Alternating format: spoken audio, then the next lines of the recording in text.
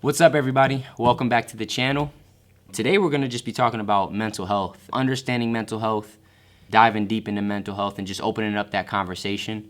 When it comes to mental health, one of the best things that we can do as a community, as a society, is to open up that conversation, is to open ourselves up to the struggles that people go through, to the different things that people deal with on an everyday basis, and to cultivate, safe and nurturing environments so that we can have those conversations without feeling a shell of ourselves, or like somebody's gonna use it against us or gonna be attacked or whatever the case may be. But I do know from my own experiences and just from, connecting with a lot of people and growing and maturing over the years that basically everybody deals with mental health in some form, in some capacity, and it's something that really affects us all and can affect some people more than others, but it's something that we all deal with, and it's something that I think we need to talk about and give a little bit of attention to. So I think it's really important to understanding what mental health is and why it is so important. I think mental health is about your emotional, psychological, and social well-being as a whole. When I think about my emotions and how much they have played a role in me feeling one way or the other, or feeling like mentally drained, or just dealing with a lot of mental health, it's super, super important to be tapped in with your emotions and to understand what's going on inside of your body. Emotions are just energy in motion, so if you are continuing to cultivate things that are, negative within yourself, or you're continuing to cultivate energy of anxiety or depression or whatever it might be, that's the energy that's going to be in motion, and that's what's going to cause that mental disconnect up there, you know what I mean? And I think being tapped into your emotions is incredibly important for your overall well-being, and especially your mental health, because your emotions play a big part in how you feel, and you want to be able to understand your emotions so that you understand when you're feeling a certain way, what you can do about it, and how you can prevent yourself from going down that spiral or that loop that you may have been going down before, or that you're still struggling to get out of. So, that's the emotional side. Then you got the social well-being. I mean, for me, I love to connect and to, be around people and to socialize and to really get to know people. And I just remember that when I was extremely anxious and dealing with anxiety, and I was extremely depressed, it was so hard for me to connect with people because it almost felt like I had to put on this facade. I had to act like everything was okay. But when I was alone, I felt horrible. When I was alone, I felt so lonely, And I think one of the worst feelings of, being lonely is when you're around a bunch of people and you still feel lonely. That's when it was really killing me, because I would be sitting in my room with these thoughts and these emotions and feeling so down and depressed. And in my mind, I'm like, if I just get around people, if I could just get outside, if I could just get out, start moving my body, maybe I'll feel better.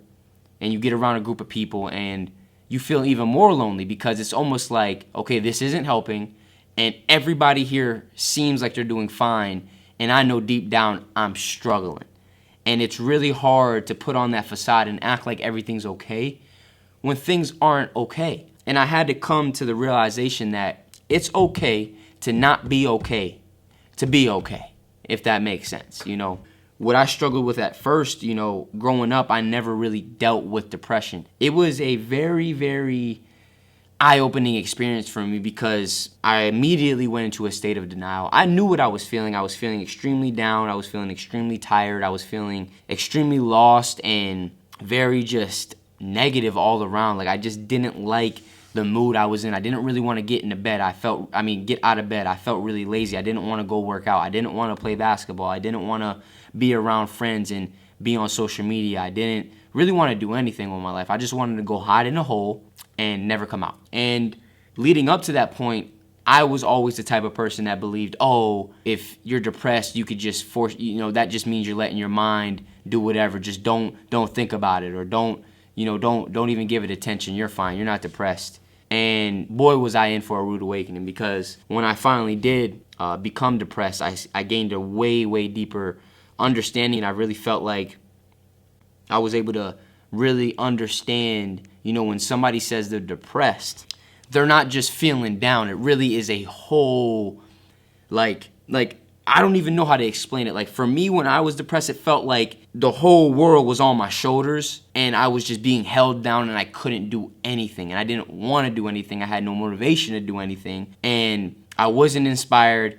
I was extremely lazy. I was extremely negative. I was thinking how everything could go wrong and how everything isn't okay and all this stuff. And it was a very, very tough time in my life, just dealing and going through that. But like I stated before, it really helped me to gain a deeper understanding for mental health and what people actually go through, because depression is real. And, if you're out there and you're struggling with depression or you've been through depression, let me just tell you that, don't let anybody tell you that those emotions or those feelings are not valid or that's not a real thing, because it absolutely is. And I think the first step to, getting through a depression or getting through anxiety is being real and admitting it and saying, you know what, this is what I'm going through. This is what I'm dealing with in the moment. Because for me, I immediately went into a state of denial. I immediately was like, no, there's no way I'm depressed. I'm just feeling down. I'm just having a bad day. But when a bad day turns into 2, 3, 4, 5 weeks, I'm like, all right, something's not right, and it was affecting my relationships. It was affecting, school and my physical health, and everything just felt off. So, don't let society or people tell you that it's wrong to be depressed or it's not a thing, because it absolutely is. I also think as human beings, it's perfectly normal to experience stress, to experience anxiety, to experience sadness, or to be depressed. And I think the biggest key is that when these feelings do arise, to address them, to really sit with them, not to try to push them away or push them down or act like they're not there, because there's that saying, what you resist persist. The things you don't deal with now will continue to compound over time, and they're going to come up in your relationships, they're going to come up in your work, and they're going to come up in your life. And even though in the moment it's extremely uncomfortable to deal with those things, it's extremely worth it, because you don't want to allow those things, the anxiety, the depression, the stress, whatever it might be, to compound over time and to get bigger and bigger and then come out in areas where it just is affecting everything that you're trying to do. So, really understand that, you're human, so you're going to feel these emotions, you're going to feel these different things, but don't run from it. Don't try to escape it. Just address it and sit with it. And what goes into addressing it is being able to speak up about it. And I think that is a huge, huge key to overcoming these challenges, overcoming these mental health hurdles, is being able to have somebody you can talk to, being able to have somebody you can open up to without feeling like you're going to be judged, without feeling like they're going to look at you a different type of way, because a lot of times, I know for me, I didn't need answers. I didn't need advice. I just needed somebody to listen. I just needed somebody to close their mouth and open their ears and just listen to what I had to say, just to allow me to get everything that's going on in my mind and my body out. And a lot of times, when you can just give somebody an ear to listen without judgment, without predetermining what you're going to say before they're finished, just listen, be present and listen to them. It allows them to navigate the mental fog through speaking to another person. It allows them to hear their issues out loud, talking to another person. And that can help somebody tremendously with just feeling a sense of ease and feeling a sense of weight lifted off their shoulders if you just allow them to express what they're feeling. And I think if you're in a friend group or you're in a social group where you really feel like you can't do that, maybe you've tried, or maybe you just get the vibe that people will just look at you weird or judge you. Truthfully, you don't want to be around those type of people, because holding in your emotions, not speaking out, like speaking up about your mental health and just acting like everything's okay all the time, is not a healthy habit at all. And that thing or those things will come back to bite you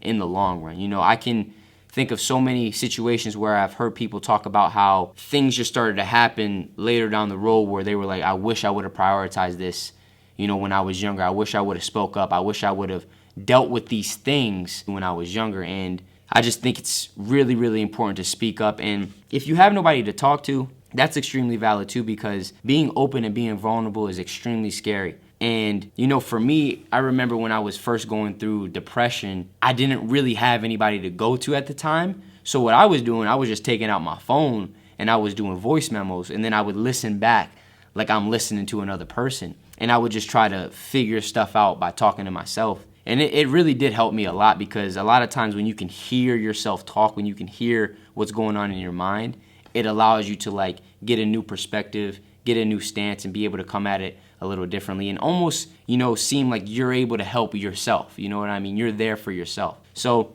maybe that's a tip that you can use if you really don't have anybody to talk to. But I think you have to prioritize a healthy routine. You have to prioritize healthy habits in your life, because things don't change if things don't change. If you keep doing the same things and you keep, ending up being depressed, you keep ending up feeling really low and really down, you keep ending up dealing with anxiety all the time, but you don't change anything in your everyday life, you can't expect those things to just go away.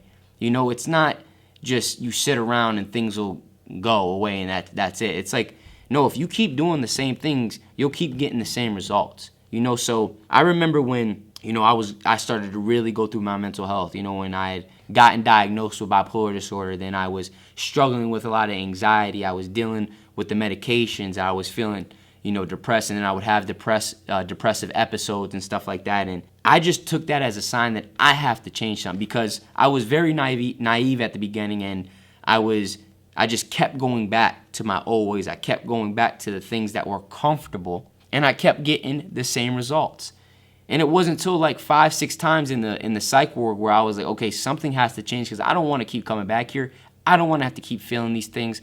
I don't want to have to keep, feeling lonely and lost and feeling like I don't have a social life, feeling like I can't connect with people. I have to change something. And although it was extremely uncomfortable at the time, and it took a lot of work and a lot of effort and a lot of time and a lot of pain, it was extremely worth it, because through that process of really opening myself up to change, opening myself up to the discomfort, I was able to cultivate healthier habits, to let go of the things that were holding me back and to bring in things that were moving me forward. And so really cultivate a healthy routine and healthy habits in your life, and start small. You don't have to change everything in a day. You're not going to climb to the top of Mount Everest in one day.